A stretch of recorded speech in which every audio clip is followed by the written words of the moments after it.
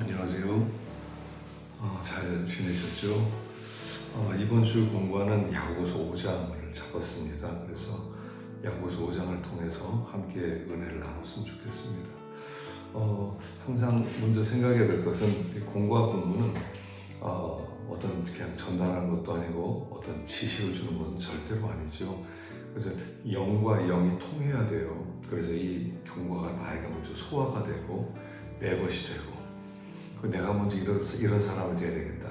내가 지금 이렇게 되기를 원한다. 그래서 내가 은혜를 받아서 은혜 받은 걸 나눠주는 거예요. 그러니까 은혜를 받는다는 것은 내가 불을 받는다는 건데, 내가 불을 받으면 아이들에게도 불을 붙여줄 수가 있어요. 그래서 먼저 우리 반사들이 내가 믿음으로 살았으면 좋겠다. 내가 하나님 앞에 바로 살았으면 좋겠다 하는 그런 마음이 있어야 되는 것입니다. 자, 야고보서는 그 야고보 사도는 아니죠. 예수님의 이렇게 동생 야고보죠. 동생 야고보인데, 아마 야고보는 평소에 예수님의 동생이었기 때문에 아마 그 당시 사람들이 생각하기에 예수님을 많이 닮았을 거라는 거죠. 그래서 야고보를 보면 예수님을 더 생각을 많이 나게 하고, 또 어떤 혈육이었기 때문에 야고보를 통해서 예수님을 더 많이 사람들은 그리워하고 또 볼 수 있지 않았을까 생각을 합니다. 여기 야고보 결론인데요, 세 가지를 볼 수 있어요. 첫째는 뭐냐면 1절부터 6절까지는 그리스도인의 재물관에 대해서 나와 있죠. 믿는 사람은 재물을 어떻게 생각해야 되느냐. 그래서 여기 핵심되는 내용은 5절에 보니까 너희가 땅에서 사치하고 방종하여 사륙의 날에 너희 마음을 살찌게 하였도다. 마음을 살찌게 했다. 신명기에 나온 말씀이죠. 여수로나 네가 살찜에 여호와를 바로 찾도다 하는 말씀이 있어요. 그러니까 살쪘다는 얘기는 뭐냐면 긴장하지 않은 상태를 얘기하겠죠. 깨어있지 않은 상태가 이제 살찐 상태예요. 그러니까 믿는 사람이 재물을 막 이 땅을 생각하면서 쌓아놓으면 점점 더 하나님부터 멀어진다는 거죠.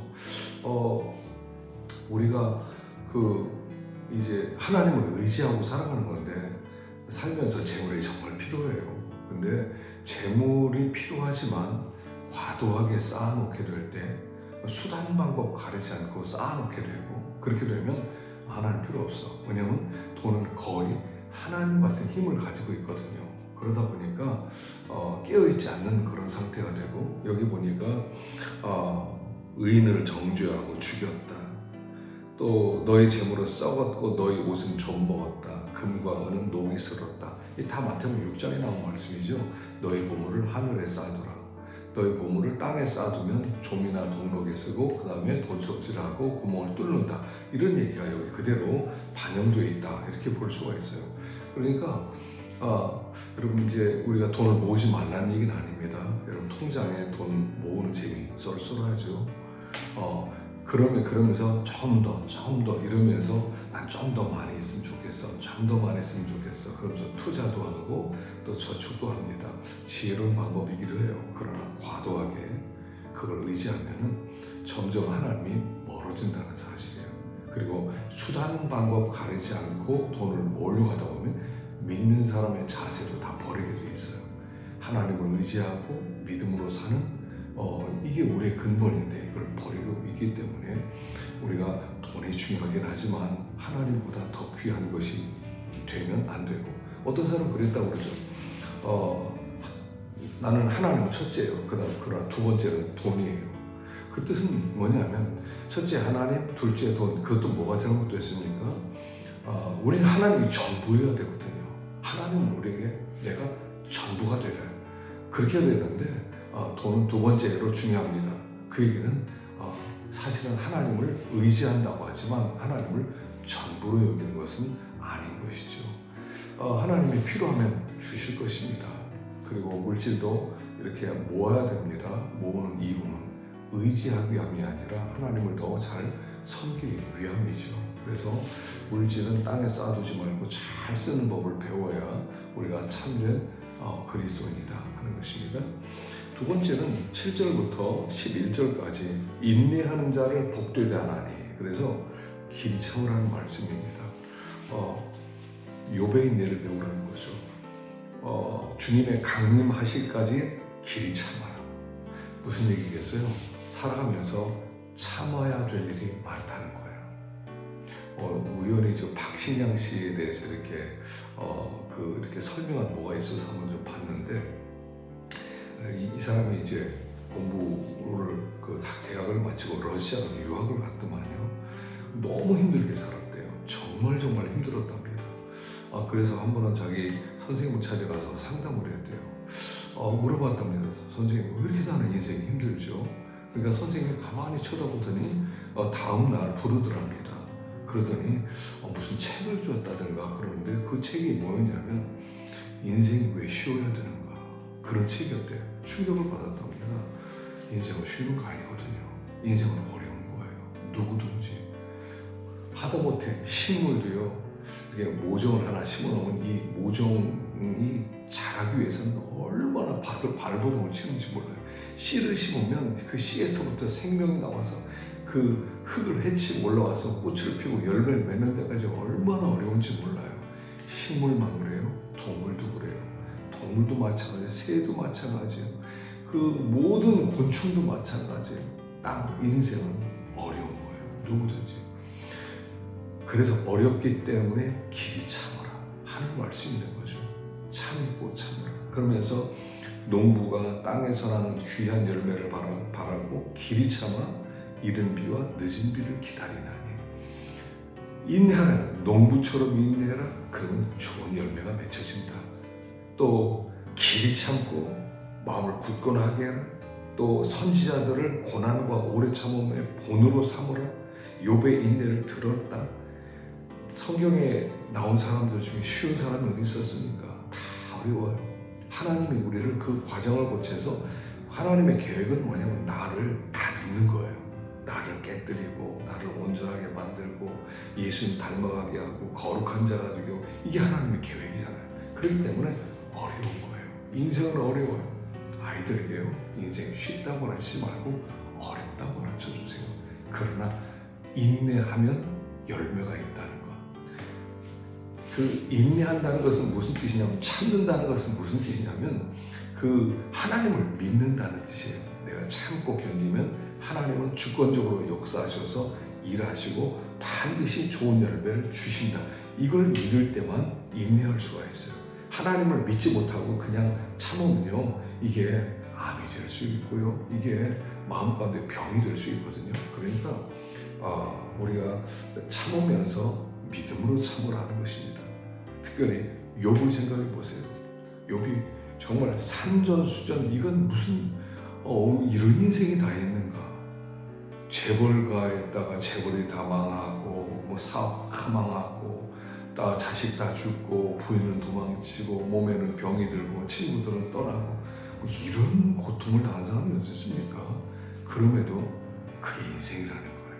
하나님이 허락하셔서 좋은 열매를 주시기 위한 방법이다 하는 거죠. 그래서 참으라는 거예요. 근데 참는 것은 지혜에 속한 거라는 거예요. 믿음인 동시에 지혜에 속한 거예요. 참다 보면, 그러면 그것처럼 더 그 지혜가 없어요. 못 참는 것처럼 미련한 게 없거든요. 근데 참 인내하는 실력도 있어야 인내할 수 있는 것 같아요. 자, 세 번째는 12절부터 끝까지입니다. 여기 기도해야 되는 말씀이죠. 저는 야고보서의 결론이 기도로 났다는 거예요. 저는 이게 참 마음이 새로웠어요. 결론은 기도예요. 기도밖에 없어요. 제가 목회하면서 여기까지 오면서 항상 제가 후회스러운 게 뭐냐면 더 기도하지 못했다는 거, 더 하나님을 가까이 하지 못했다는 것이 늘 후회스러워요. 그래서 여기 보니까 고난당하는 자가 있느냐? 기도할 것이요. 이렇게 시작해요. 고난당하는 자가 있느냐? 기도할 것이다. 기도는 하나님과 통신이에요. 근데 이게 무선 통신이에요. 유선이 아니라 무선이기 때문에 우리는 이게 뭐 하나님 들으실까? 하나님이 뭐 내가 이렇게 하면은 하나님께서 뭐 응답하실까? 거기에 대한 참 의심이 항상 많거든요. 그런데 때때로 우리 인생을 쫙 펼쳐놓고 보면 옛날에 했던 기도가 지금도 와서 응답된 게 많더라고요. 옛날에 했던 기도대로 오늘 내가 이루어졌더라고요. 기도를 심으면 내일 응답을 거두는 거예요. 그래서 기도하면 막 당장 뭐 좋은 일이 일어나지 않고 내가 원하는 대로 막 응답이 오지 않을 수 있어요. 그러나 항상 이것이 있어요. 구하라 주실 것이요 찾아라 찾을 것이요 문을 두드리라 그럼 열 것이. 기도하라는 메시지 안 결론은 어떻게 나가세요? 하물며 너희가 악할지라도 자식이 좋은 것을 줄 줄 알거든 하늘에 계신 하나님께서 구하는 자녀에게 더 좋은 것을 주지 않겠느냐. 기도는 뭐냐면 내가 응답한 거가 와야 나는 응답이라고 생각하는데 하나님은 더 좋은 걸 준비하고 있다. 더 좋은 것. 그래서 하나님은 더 좋은 걸 주신다. 내가 구하는 이상을 주신다는 믿음을 가지고 하나님께 구하라 하는 것입니다. 그래서 여기 보면 기도의 모델로서 엘리야를 얘기하죠. 근데 엘리야는 우리와 성정이 같은 사람이라고 돼. 나와 똑같았다는 거예요. 우리는 엘리야, 탁월한 사람, 구약의 대표자, 선지자, 엄청난 사람 생각하지만 성정이 같은 사람이었다는 거예요. 그러니까 엘리야가 너무 탁월해서 하나님 기도를 들어주신 게 아니라 너무 평범한 사람인데 기도를 통해서 거인이 되었다는 거예요. 누구든지 평범한 사람이 기도의 용사가 되면 탁월해진다는 거예요. 그래서 비가 오지 않기를 간절히 기도한즉 3년 6개월 동안 비가 오지 아니하고 다시 기도한즉 하늘에 비를 주고 땅이 열매를 맺었느니라. 하늘을 열고 닫았다는 거예요. 이게 기도의 능력이라는 거예요. 사실 어마어마한 이야기를 하고 있는 겁니다. 기도는 하늘문을 열고 하늘문을 닫는다는 거예요. 이 신비를 안다면 기도하지 않을까요? 기도가 이렇게 어마어마한 능력과 축복이 있다면 지금 이렇게 힘든 환경 가운데는 이런 문제 가운데는 내가 기도하지 않고 배길 수 있겠느냐 하는 그런 말씀을 하고 있는 것입니다. 그래서 우리 하나님 지금도 기도를 통해서 우리와 함께 세상을 통치하기를 원하시는 거예요. 이건 이론도 아니고 지식도 아니고 실제라는 거예요. 이걸 깨닫기만 하면. 그래서 우리가 기도하면 저도 더 기도하고 싶다는 생각이 있는데 더 기도해야 되겠는데 내 기도에 무릎이 약해진 것 같아요. 그래서 더 기도하고 싶다. 예전에 막 5시간도 기도하고 막 그랬었는데 그런 담대함과 그런 용기가 좀 사라진 것 같아서 다시 그걸 회복하고 싶은 것이 이제 저의 소망이기도 합니다. 우리 판사들도 기도하시고 자기 반을 더 기도할 때 아이들이 또 새로워지고 또 부흥하고 놀라운 역사 있을 것을 믿습니다. 기도하겠습니다. 하나님 아버지 감사합니다. 우리 반사들에게 은혜를 베풀어 주시고 우리 교사들이 먼저 은혜 받고 먼저 하나님의 사람 되고 그리고 자녀들에게 또 우리 아이들에게 살아있는 하나님의 말씀을 증거하게 하여 주옵소서. 주님 땅에 재물을 쌓아두지 말고 하나님만 의지하라고 그랬습니다. 또 잘 참고 견딜 때 하나님이 반드시 복을 주신다고 하셨습니다. 또 기도는 하늘문을 열고 닫을 수 있는 권세라고 하셨습니다. 주님, 저희들이 먼저 그런 사람 될 수 있도록 도와주시고 우리 아이들에게 살아있는 하나님의 생명의 말씀을 생생하게 증거하고 우리 아이들 심령 가운데 주님 이 말씀에 불이 붙을 수 있는 은혜와 축복을 허락해 주시옵소서. 수고하는 반사님들 주님 기억하여 주시고 아버지 이들의 기도에 응답하여 주시고 이들의 미래에 놀라운 복을 내리워 주시옵소서. 예수님의 이름으로 기도하옵나이다. 아멘. 수고하시기 바랍니다.